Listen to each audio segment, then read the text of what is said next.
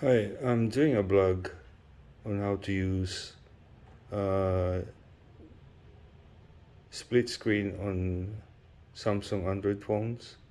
So if you want to use that like split screen and you can use two apps at the same time.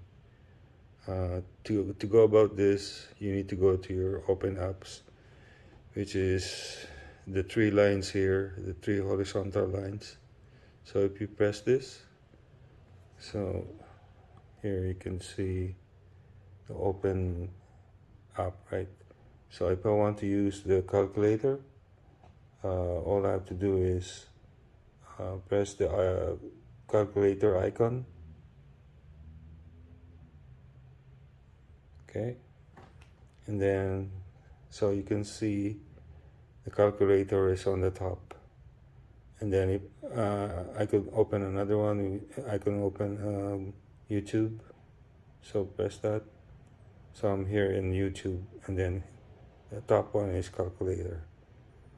So let's say I want to do some calculation, you know, all right. And then if I want to use YouTube, I can just open this one. There you go. See? So if I want to do, and that's basically it. You can do it. You can interchange the apps you want to do. So you could just go back to where the three lines is.